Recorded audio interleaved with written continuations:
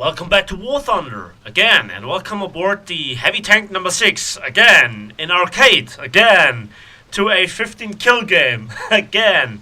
Yeah, arcade is just where I think I'm best at, despite being not the worst player in realistic either. But this is not a statement how good I am or, which game mode is better or not. However, we kind of touch that subject. Because the big kind of topic is what is better for grinding.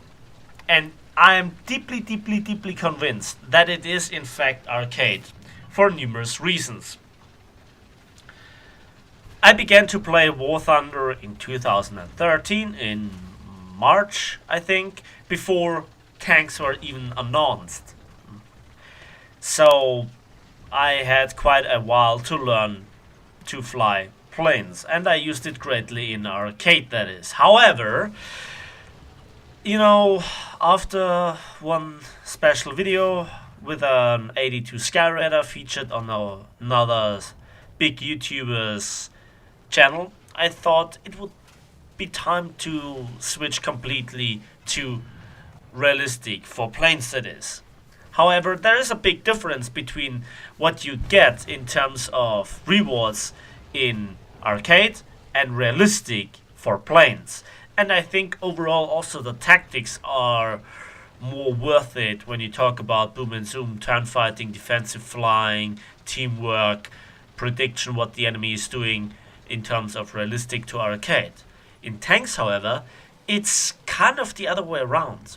Let me explain. And for explanation reasons, I bring on a very specific example. And it has to do with my experiences playing realistic and arcade and power grinding. Power grinding is when I don't play really for fun, but for the results. To research new vehicles and to be as effective as I can. And more than once, the fun just dies by this kind of hardcore grinding, I have to admit. But I think I'm not the only one. But to make it as fun as possible, I have a lot of fun in terms of being successful. If you have very good games in succession, you just keep going, And that brings us to how to grind effectively. Now, I thought about, repeating the stuff kind of that I did in one of my earlier videos, how to make big amounts of research points and silver lines and so on. But it doesn't tell you the full story, because I just pointed it out for arcade. And there is nothing wrong with playing realistic if you want to go for immersion or for competitive gameplay or, for really feeling the uniqueness of War Thunder, that is. That is certainly the winning part in the terms of discussion of realistic. However, not everybody plays War Thunder for tank RB. Not everybody plays, realistic from the first day. But I still play tank arcade, especially for grinding purposes, because it's very effective. Now, just back to the actual specific example. Imagine a new tech tree came out, a complete new tech tree for, let's say, Japan. Let's say they got their tanks, and you purchased one of the premium packs to get access to it early on, because you didn't want to wait for, gathering all those kind of shurikens, I think they are called, to get access for free. I think that's alright, because, Gaijin is a company and they have to pay their developers and so on as well. So, spending a little bit money on the game is fair enough. But you still want to do the grind yourself. And you purchased the one high tier premium tank that the heavy tank number 6 is. So it is a heavy tank, it is a premium tank, and you have a premium account. Let the grinding begin. Whoa. Not so fast, sunshine. What about boosters? Yeah, I just activate them, right? Yeah, but some of them are more frequent than others. Especially, let's say, a 500% research point booster. In this battle I didn't have a 500% research point booster.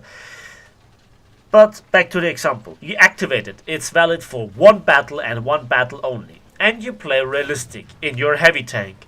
You get into a battle. Advance to the Rhine, for example, or Abandoned Factory. Great maps for a heavy tank, in my opinion. You have good terrain. You don't have too many dips. You can angle your armor, and so on. But let's just say you went into realistic battles.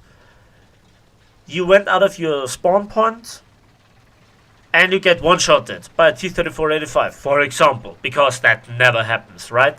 Yeah. And then you're done in realistic. That's it. You don't have any spawn points left. Especially when you're top tier. You get 450 spawn points at the beginning. A heavy tank, being top tier, cost all 450 spawn points. And when you haven't killed like 3 tanks and captured 1 capture zone, you're done, you're out. You can't respawn in anything, even in low spawn point requiring triple A's, for example. You have no chance. You're done. So, you get into the next battle. But you just wasted your 500% booster. What a shame. And then let's have a look at arcade. In arcade you have 3 respawns. That's not a new story, right? Yes. But you can use your backup vehicles. 1 per battle. 1 for each vehicle per battle, because you're limited to 3 respawns. So you can't get all 3 spawns on the same vehicle, which is kind of a good decision in my opinion, but I digress. Let's go back to the example. And you got one-shotted in your heavy tank number 6 as well. Yeah, but this time you can go back into battle with a medium tank that you can spade as well, for example, And then you have one of those amazing runs with like 10 kills and you make a huge amount of research points. It's not as much as if you would have done those kills with the heavy tank, of course. With the premium heavy tank, that is. But you get the point. You don't waste research point boosters like that, And it happened more than once that I just got one-shotted. And it can happen. You can't control everything. You try to, but you can't. And what if the enemy gets a lucky shot, and so on and so on.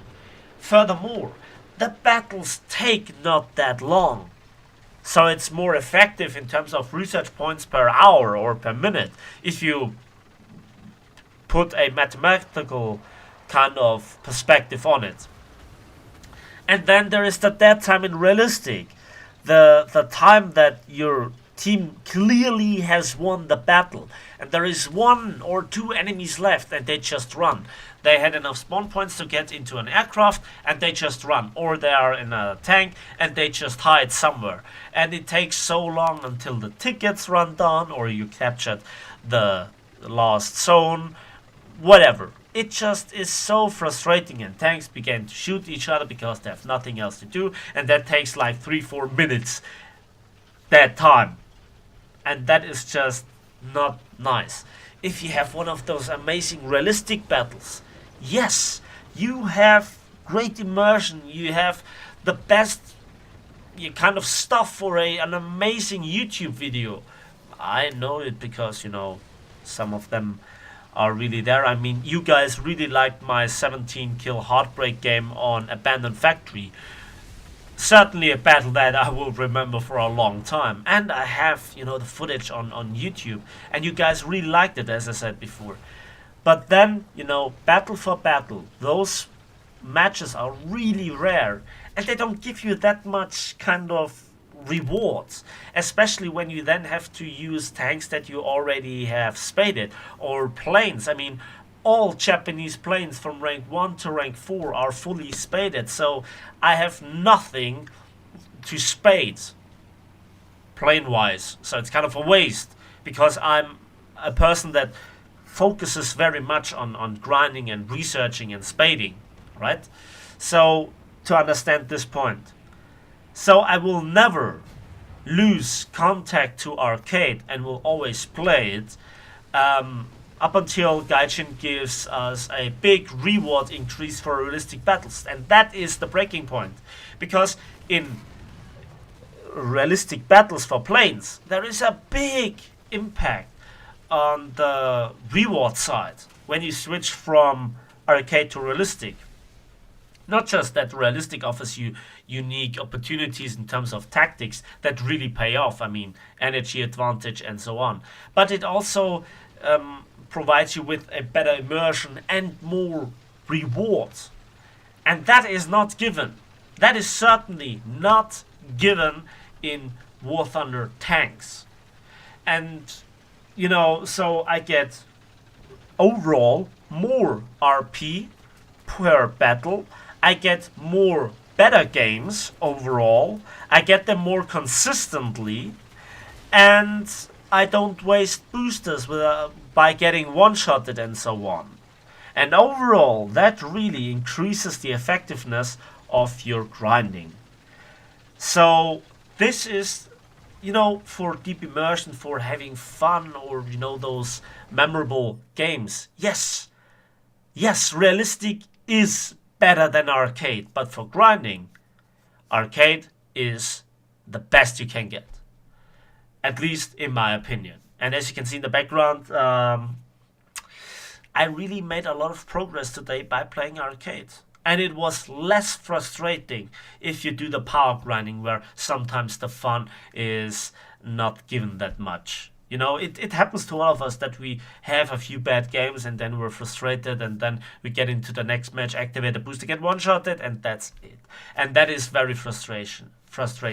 So I hope you understood the example that I gave you, and the thought process behind it. And I certainly played enough realistic battles that I can tell you it is not very uncommon to die with the first chapter you receive.